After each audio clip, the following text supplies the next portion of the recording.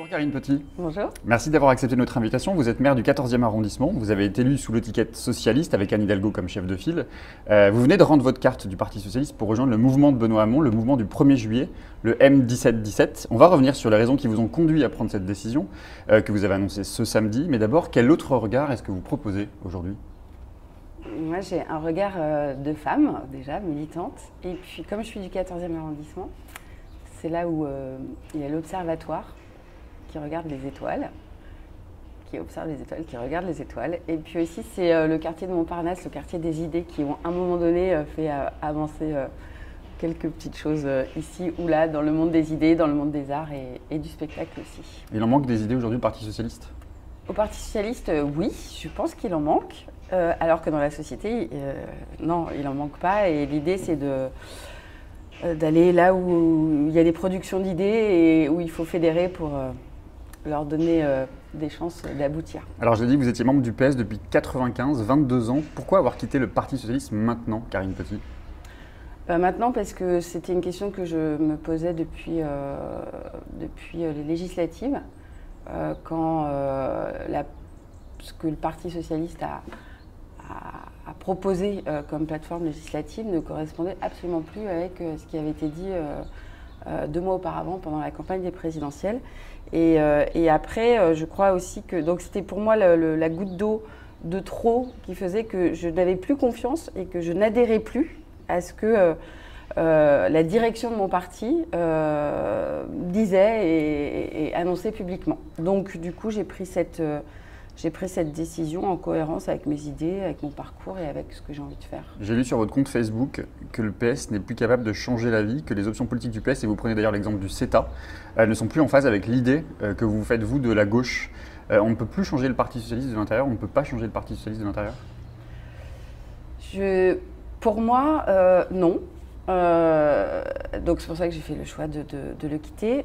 Après, je pense par contre qu'il faut compter avec le Parti socialiste, comme avec Europe Écologie Les Verts, comme avec le Parti communiste, comme avec d'autres organisations politiques pour reconstruire une gauche qui se donne pour objectif de changer la vie. Vous avez rejoint le mouvement de Benoît Hamon, le mouvement du 1er juillet. Vous n'êtes donc plus maire socialiste. Le PS perd une mairie d'arrondissement à Paris ? Le PS, le 14e reste à gauche et le 14e reste dans la majorité municipale en soutien total avec la politique d'Anne Hidalgo. Et on est une majorité dans le 14e arrondissement de gauche. On a des élus Europe Écologie Les Verts, communistes, radicaux de gauche, socialistes et puis M17-17. Comment a réagi Anne Hidalgo quand vous lui avez annoncé justement que vous quittiez le Parti socialiste ? Elle n'a pas applaudi des 2 mains.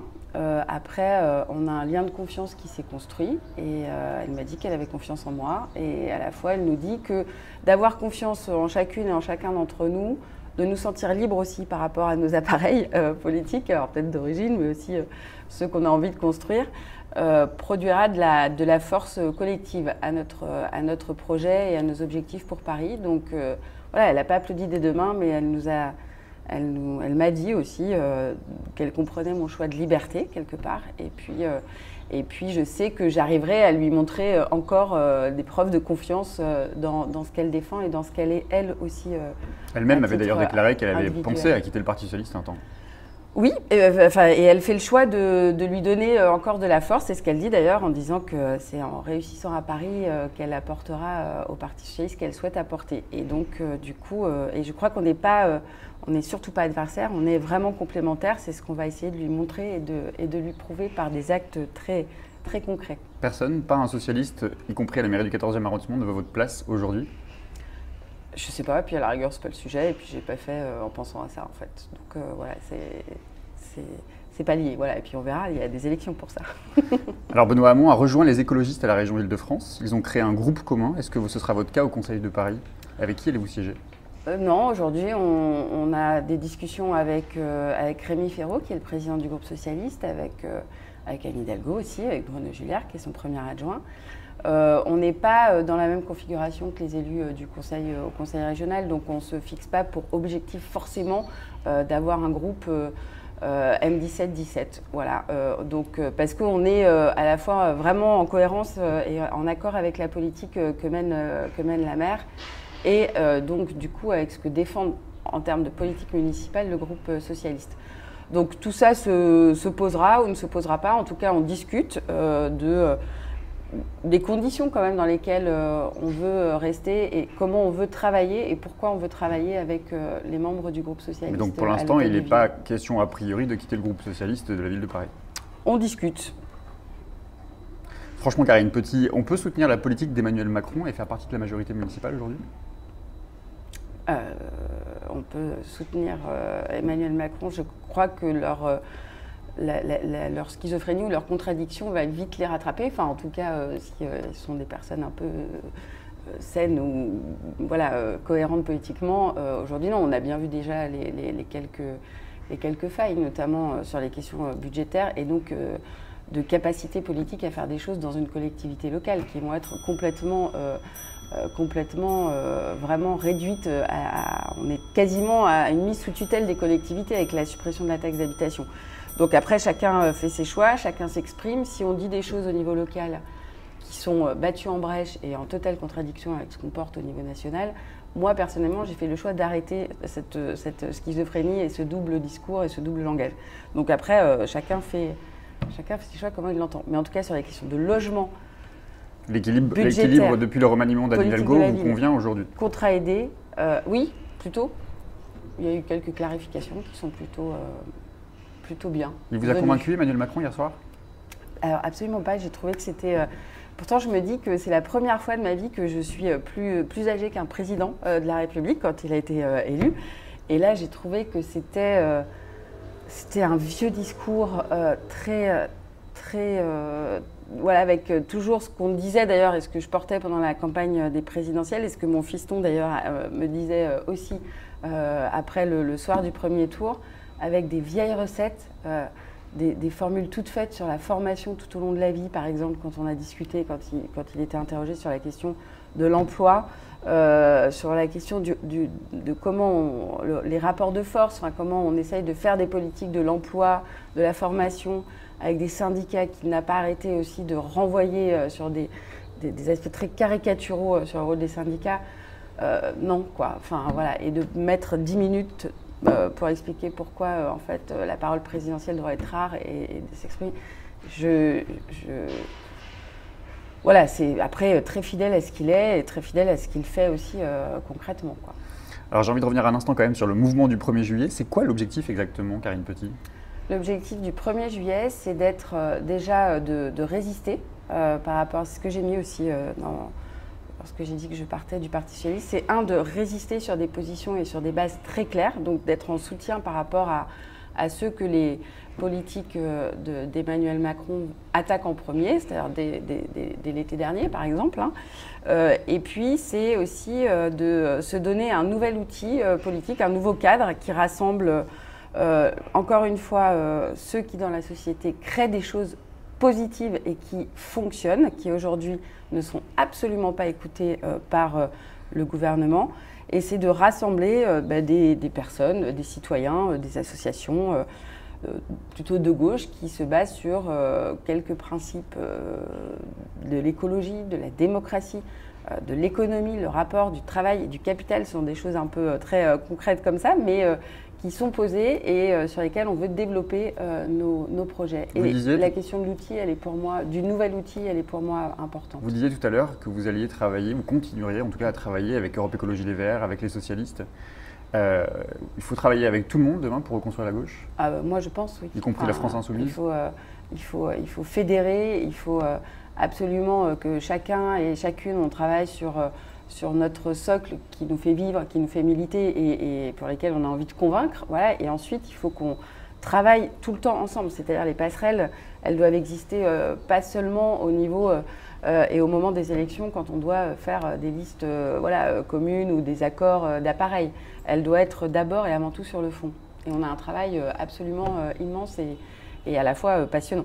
Vous n'avez pas parlé de France Insoumise. Est-ce que ça fait partie des partenaires avec lesquels vous allez travailler demain? Tous ceux qui pensent qu'il y a un autre modèle de société à mettre en place et à créer et à proposer. Bon, du coup, je pense qu'ils en font partie, oui. Vous êtes plutôt Hamon 2022 ou Hidalgo 2022? Ah, je ne me pose pas cette question, je me pose d'abord la question sur les sujets et les questions qu'on mettra en avant, que la gauche mettra en avant. Une dernière question, Karine Petit. Depuis les révélations de l'affaire Weinstein, de nombreuses femmes se livrent sur Twitter avec le hashtag Balance ton porc pour témoigner des agressions dont elles sont victimes. Vous êtes une femme politique et on sait combien ce milieu n'est pas épargné par la misogynie et la violence. Comment vous avez pris cette initiative ? Je l'ai prise, tout ce qui peut faire qu'en effet, on casse l'omerta et on dit à toutes celles et à tous qui sont victimes voilà, de parler, d'aller dans les commissariats, d'aller dans les associations, de parler à sa voisine, de parler à sa copine, de parler à ses amis, à sa famille, de ce qui peut leur arriver, est plutôt une bonne chose. J'ai toujours un peu peur de l'entre-soi du hashtag. Voilà, donc je le dis simplement parce que par exemple cet été dans le 14e arrondissement, on a une infirmière qui habitait voilà, Square de Lambres qui a été tabassée par son mari à mort, voilà, qui a été retrouvée 4 jours après être dans une poubelle. Et sa sœur avait, elle l'a très bien exprimé, sa sœur disait j'avais connaissance et je me doutais qu'il pouvait se passer un jour quelque chose de grave. Et du coup, elle aussi disait qu'il ne fallait jamais se taire parce qu'elle aurait peut-être dû aller un peu plus loin dans ses démarches pour éviter à sa sœur d'être tuée par son compagnon. Alors vendredi, nous recevions le professeur Pierre-Henri Gouillon. Il dénonce les conflits d'intérêts qui nuisent, dit-il, à la science. Il vous a posé une question. Il vous demande si vous pensez que le système néolibéral actuel est capable de gérer les questions d'environnement et de société. Est-ce que l'écologie est soluble dans le capitalisme, Karine Petit ? Moi, je ne le crois pas, parce que ça fait partie aussi d'une des principales raisons qui m'ont fait quitter le Parti socialiste pour construire autre chose et se poser les bonnes questions et ne pas, une fois qu'on est au pouvoir, c'est ça aussi, une fois qu'on est au pouvoir, être tiède ou être dans une forme de compromis parfois sur des choses qui sont sur l'aspect des pharmacies, de la science, de la recherche, de l'environnement, sur les grandes entreprises aujourd'hui à l'échelle mondiale et qui sont aujourd'hui aussi en France et qui du coup, sous couvert de quelques trucs, on passe ces accords. Moi je pense que le CETA par exemple, c'est quelque chose qui dessaisit le politique et qui du coup concerne en premier lieu ces questions-là. Donc j'ai envie de dire que non, aujourd'hui, et qu'il faut construire un autre modèle économique. On le voit tous les jours. Tous les jours, les exemples sont très concrets. Merci beaucoup Karine Petit. Demain, je recevrai Stéphane Peu, il est député de la Seine-Saint-Denis, membre du Parti communiste français. Il connaît très bien les problématiques liées au logement social. Il a été ovationné au congrès des HLM il y a quelques jours, alors que le secrétaire d'État, Julien Denormandie, a été farouchement chahuté et critiqué pour son projet de réforme. Demain, une manifestation a lieu devant l'Assemblée nationale. Vous avez une question pour lui ? Moi, j'aurais envie de lui demander déjà sur la métropole du Grand Paris. Pour lui, est-ce que la métropole du Grand Paris, la zone dense, et du coup l'outil maintenant qui est la métropole est un lieu politique comme on dit, pertinent pour la question du logement dans notre région. Très bien. Pour ceux qui en ont besoin. Voilà. La question sera transmise. Merci beaucoup.